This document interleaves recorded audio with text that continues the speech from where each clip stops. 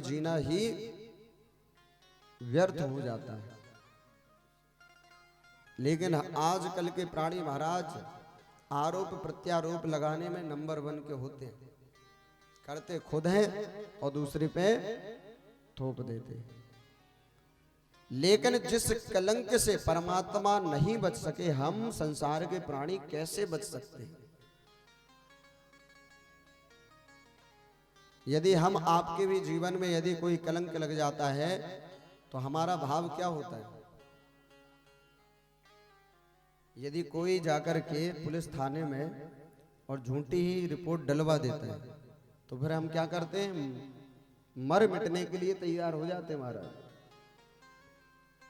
लेकिन यहां पर परमात्मा ने ये सब नहीं किया, जाकर के उससे युद्ध नहीं किया, उस कलंक को दूर करना चाहा। यदि हमारे साथ में कोई कितना भी गलत करे, हम आपका यही भाव होना चाहिए कि हमें उसके साथ में गलत नहीं करना है। परमात्मा सब देख रहे हैं, परमात्मा के यहां पर देर है, अंधेर नहीं है।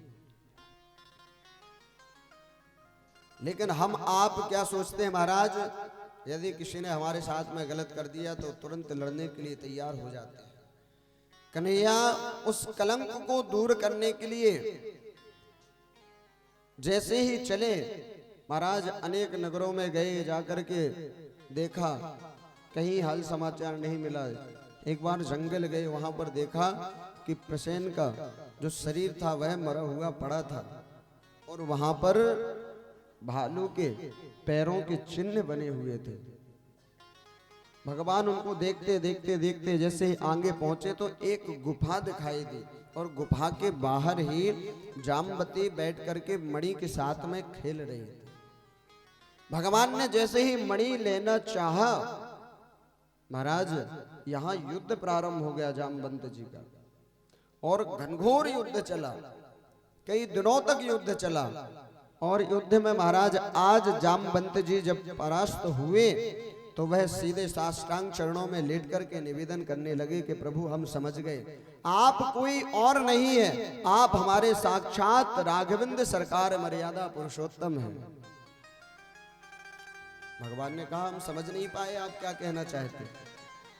कहा कि प्रभु जो हमारी मनोकामना थी आज वह आपने पूर्ण कर दी। जब भगवान 14 वर्ष वनवास काट करके आ रहे थे और अपने राज्य में पहुंचे, वहां पर जितने भी प्रजा थे, जितने भी भगवान के भक्त थे, भगवान ने कहा कि मांगो, आज मांग लो जिसको जो चाहिए।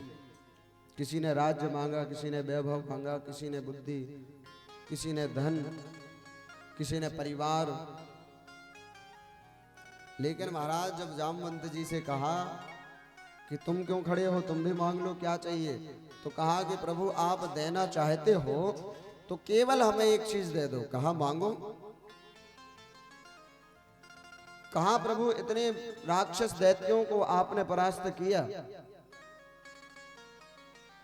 एक बार हमारा भी भाव है, हमें अपने जैसा बलवान अभी तक कोई नहीं दिखाई दिया। हमारा भाव है कि महाराज एक बार आपके साथ में 2-2 हाथ हो जाए। राघवेंद्र सरकार ने निवेदन किया, कहा कि ये इस समय तो नहीं हो सकता है, लेकिन हम आपकी इच्छा जरूर पूरी करेंगे। और कहा कि जब हमारे जीवन में कलंक लगेगा, उस कलंक को दूर करने के लिए जब हम आएंगे तब हम आपके साथ में युद्ध करेंगे। और आज द्वारकाधीश के साथ में जामवंत जी का बड़ा घनघोर युद्ध हुआ महाराज। बड़े बलवान थे, कई दिनों तक युद्ध चला और जब परास्त हो गए महाराज तो साष्टांग चरणों में लेट करके निवेदन किया कि प्रभु हमें क्षमा करें, हमसे अपराध हो गया। आप तो हमारे राघवेंद्र सरकार है, मर्यादा पुरुषोत्तम भगवान श्री राम हैं। यहां पर कन्हैया ने निवेदन किया, कहा कि हमारे जीवन में कलंक लगा है और इस कलंक को आप ही दूर कर सकते हो। कहा निवेदन करें प्रभु, जो आप आज्ञा करेंगे हम वह कार्य करेंगे। कहा और कुछ नहीं करना है, जो आपके पास में यह मणि है, यह मणि हमको दे दो, हमारे जीवन का कलंक दूर हो जाएगा। यहां पर जामवंत जी ने निवेदन किया, कहा प्रभु यह मणि तो हम आपको नहीं दे सकते। कहा क्यों? कहा हम मणि इसलिए नहीं दे सकते हैं क्योंकि महाराज अब इस पर अधिकार हमारा नहीं है, क्योंकि यह मणि तो हमने अपनी पुत्री को दे दी, और यदि माता पिता कोई भी वस्तु यदि पुत्री को दे देते हैं तो उस पर अधिकार नहीं होता है। कहा यदि आप कलंक दूर करना चाहते हैं तो आप हमारी पुत्री के साथ में विवाह कर लें। आज नारायण को, जगत पिता जगदीश्वर परब्रह्म परमात्मा को जामवती के साथ में दूसरा विवाह करना पड़ा, उस कलंक को दूर करने के लिए। यदि हमारे जीवन में कलंक लग जाता है महाराज, तो हम ना जाने हजारों लाखों उपाय करते। सबसे पहले तो उपाय नहीं करते, पहले जो जीवन में हमारे कलंक लगाता ना, पहले हम उसको ही उपाय गोविंदाय नमो नमः करने की कोशिश करते। यदि आप कोई अपराध करें भी ना, और यदि कोई रिपोर्ट कर दे महाराज या समाज में आपको गलत ठहरा दे, तो फिर आपका जीवन जीना एकदम नरक के जैसे हो जाता है। लेकिन यदि परमात्मा के ऊपर हमने सर्वस्व निछावर कर दिया, भाव हमारा ये हुआ कि हो सकता है कि हमारे हमसे पूर्व जन्म में कोई अपराध हो गया होगा, उसका आज हमें फल भोगने के लिए मिल रहा है महाराज। यदि हमारा यह भाव होगा और हम किसी को कष्ट नहीं देंगे तो महाराज वह कलंक भी हमारे जीवन से हट जाएगा, दूर हो जाएगा। और भगवान ने आज अपने जीवन का कलंक दूर किया। भगवान की जो अष्टपटरानियां हैं महाराज, उनमें से जो तीसरा विवाह हुआ वह किसके साथ में हुआ है? किसी को पता? यहां जितनी भी माताएं, जितने भी भक्त बैठे हैं, कम से कम हजारों बार कथा सुन चुके हैं। 1 महीने पहले अभी यहीं चल रही थी, वहां भी सुने थे। लेकिन कथा श्रवण करो, ये नहीं कि महाराज केवल कथा सुनी और कथा सुनते सुनते आगे पाठ पीछे सपाट है। कथा का फल हमें तभी प्राप्त होता है जब हम उसको श्रवण करें, अपने जीवन में उतारें। भागवत कथा के महाराज एक एक प्रसंग बड़े ही अद्भुत है महाराज। यदि भागवत कथा के एक श्लोक को भी यदि हमने अपने जीवन में उतार लिया, महत्व में ऐसा वर्णन आता है, प्रथम दिवस ही वर्णन आता है कि यदि आपने अपने घर पे भागवत जी को केवल विराजमान ही कर लिया तो हमारे जीवन का कल्याण हो जाता है। यदि हमने रामायण को अपने घर में विराजमान कर लिया और नित्य प्रतिदिन का नियम बना लिया कि महाराज हमें 5 दोहे या 11 दोहे करने ही करने हैं। जो आते ना संत महात्माओं के पास में, क्या करें महाराज, खूब पूजा पाठ करते हैं, पर जो ये है ना, ये बड़े क्रोधित स्वभाव के हैं। कोई ऐसी जादू कर दो, ऐसी कृपा कर दो कि इनका क्रोध दूर हो जाए।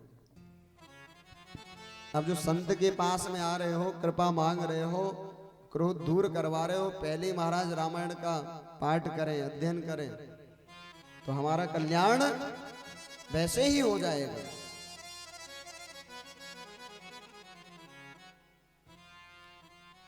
कलयुग के जो सेवक होते हैं ना, जो भक्त, परमात्मा भी डरते हैं, क्योंकि महाराज कलयुग के ऐसे प्राणी होते हैं ना, जो लाखों रुपए में दम नहीं होती, वो एक चाय काम कर देती है। एक चाय, किसी को भी एक चाय पिला दो, फिर महाराज कुछ भी मांग लो। ऐसे ही भगवान को भी एक लोटा जल चढ़ा दो, कुछ भी मांग लो महाराज, जहां तक सोच है उतना मांग लो। परमात्मा डरते हैं। एक बार क्या हुआ कि ब्रह्मा जी ने सोचा कि केवल शिव जी के ही भक्त हैं इस दुनिया में, क्या हम नहीं बना सकते चेला? कि केवल ब्रह्मा जी बना सकते हैं या नारायण बना सकते हैं या शिव जी या दुर्गा जी। इस समय महाराज सबसे ज्यादा भक्त किसके मिलते, कौन से देवता के मिलते कलयुग में है? कलयुग में जो प्रत्यक्ष देवता है ना वो दो हैं, एक तो बालाजी और एक हमारे गिरिराज भगवान। लेकिन इस समय महाराज नवरात्रि आती है तो एकदम देवी देवी जी के भक्त, और शिवरात्रि आती तो भोले बाबा जी के, और कृष्ण जन्माष्टमी आती है तो सीधे वृंदावन के बिहार जी के भक्त। लेकिन आपको कहीं ब्रह्मा जी के भक्त मिले बताओ? यहां इतने भक्त हैं, कौन कौन ब्रह्मा जी की पूजा करता? हाथ खड़ा कर, है कोई भक्त? ब्रह्मा जी का मंदिर कहां है? एक बार इनके लिए जोरदार ताली की सेवा करें। केवल एक ही जगह मंदिर है, कहां? पुष्कर में। और ब्रह्मा जी के भक्त हैं यहां छतरपुर में मंदिर, कोई करता है पूजा? अब महाराज वो भी तो देवता है, सोचते तो होंगे ही कि हमारे भी चेला होने चाहिए।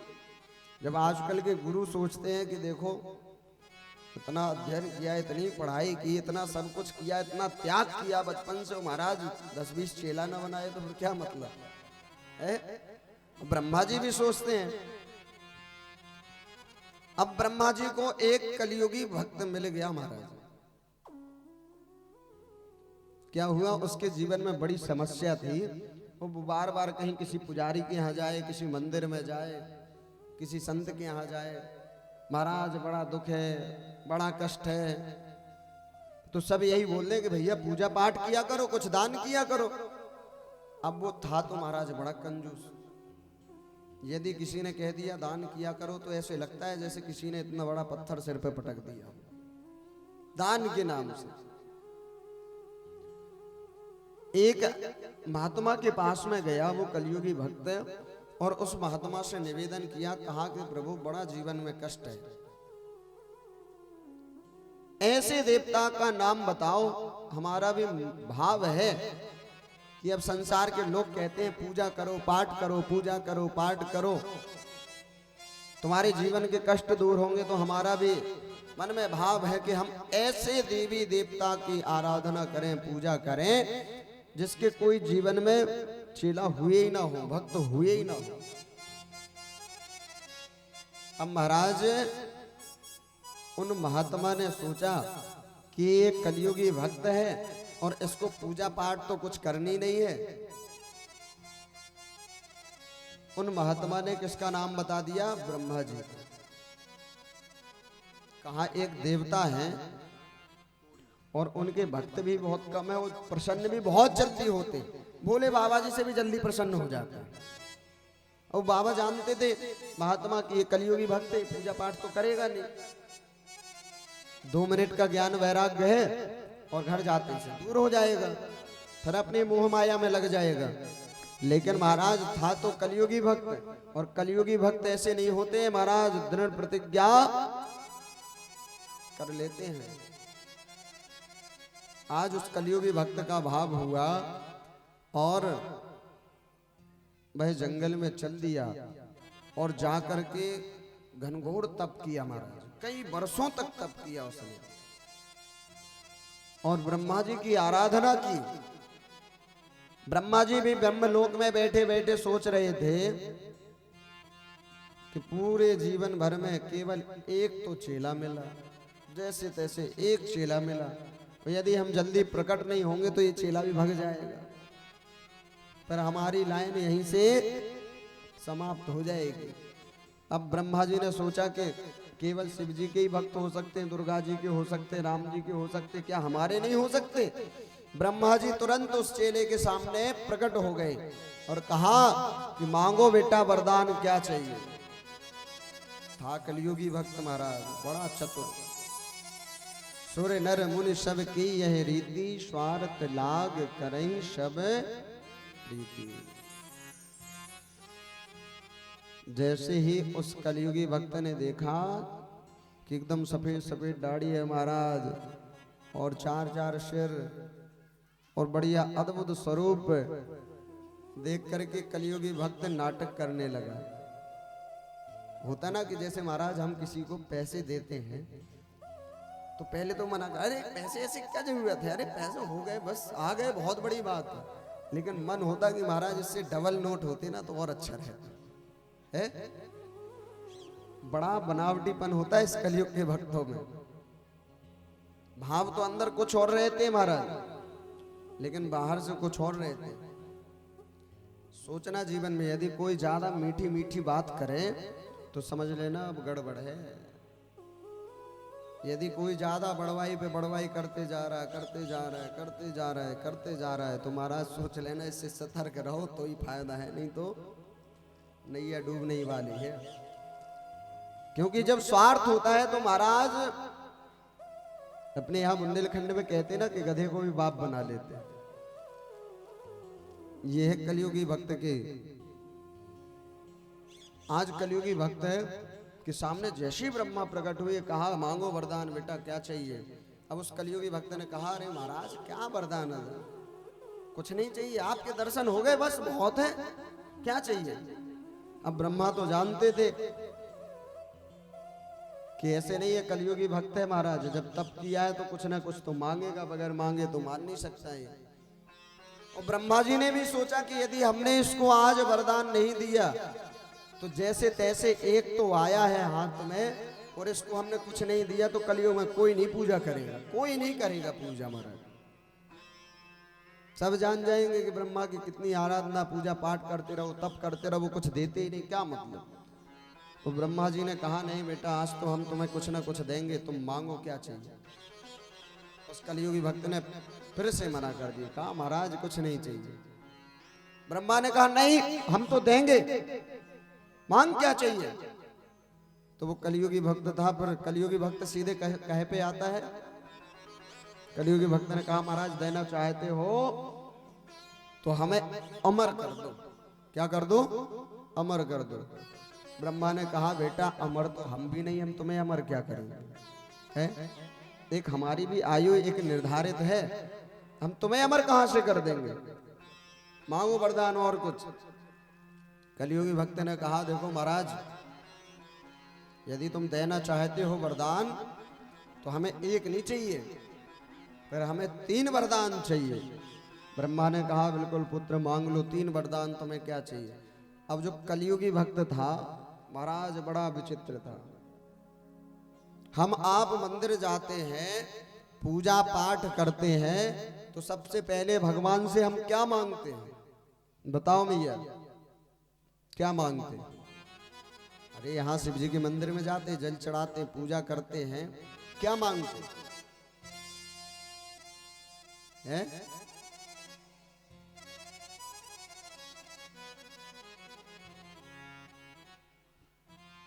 आइए यदि भगवान आ जाते कहते मांग लो वरदान क्या चाहिए, तो महाराज ऐसी लंबी लिस्ट निकलती कि 100 पन्ने वाली, तो वो लिस्ट चलती रहती 1-2 घंटे तक। क्या मांगते हैं नहीं पता, आचार्य जी बताओ।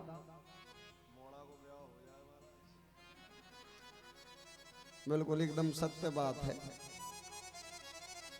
माता पिता यदि भगवान के मंदिर जाते हैं, यहाँ भोले बाबा जी के, अरे बाबा बहुत आते देखवे वाले, बहुत लड़की वाले आवे, लेकिन जो मोड़ो मना कर दे ऐसी बुद्धि कर दो कि जाको ब्याह है जाए। और जो बहनें होते हो, जो भैया लोग महाराज जल चढ़ाते खूब, माता पिता जो पैसा देते उनमें से बचा बचा करके रखते, और नारियल और प्रसाद अगरबत्ती लाते और फोड़ते और कहते अच्छो ब्याह करवाइयो महाराज, अच्छी बहू मिल जाए है। 100 रुपया को महाराज प्रसाद में लाखन को मांग ले, लाखन को। अब यहाँ पर कलियुगी भक्त से जैसे ब्रह्मा ने कहा तो कहा प्रभु यदि देना चाहते हो तो हमें एक वरदान नहीं चाहिए, हमें कितने वरदान चाहिए, 3 वरदान। कहा मांगो भक्त 3 मांगो, तुम क्या चाहिए जो मांगना है मांग लो। कहा प्रभु देना चाहते हो तो सबसे पहले ये वरदान दे दो कि हमारा विवाह हो जाए, ब्याह हो जाए। ब्रह्मा ने कहा बेटा जाओ, आशीर्वाद है, ब्याह हो जाए। कहा दूसरा वरदान तो रह गया भी प्रभु। कहा जब विवाह हो जाएगा तो महाराज हम तो हैं फक्कड़, ना तो हमारे यहाँ घर है ना जगह है, हम क्या खिलाएंगे, कहाँ रखेंगे। कहा महाराज घर मकान दे दो, वैभव दे दो। ब्रह्मा ने कहा बेटा जाओ, तुम्हें ये भी मिले। अब आई महाराज तीसरे वरदान की बात। अब ब्रह्मा जी जब जाने लगे तो कलियुगी भक्त ने कहा अरे बाबा कहाँ जा रहे हो, तीसरा तो रह ही गया है अभी। कहा बेटा मांगो, तीसरा क्या मांगना है। कहा महाराज तीसरा वरदान ये दे दो कि जब हमारी इच्छा हो तब हम आपसे 3 वरदान और मांग ले। देखो कितना चतुर था वो, कलियुगी भक्त था महाराज। यदि एक बार कोई हाथ में आ जाता है ना तो ऐसे नहीं छोड़ते। कहा जब हमारी इच्छा हो तब हम 3 वरदान मांगे। ब्रह्मा भी बिल्कुल एकदम प्रसन्न थे, क्योंकि जीवन में पहली बार तो एक भक्त मिला है। यदि ये भी अगर उठ जाएगा तो महाराज संसार में तो बदनामी हो जाएगी, कोई ना तो पूजा करेगा ना कोई पाठ करेगा। अब यहां पर ब्रह्मा जी चले तो गए तथास्तु कह करके। अब क्या हुआ, जब आगे समय व्यतीत हुआ, 5-6 महीने हुए, होने के बाद में महाराज अब मौसम आया किसका, बारिश का।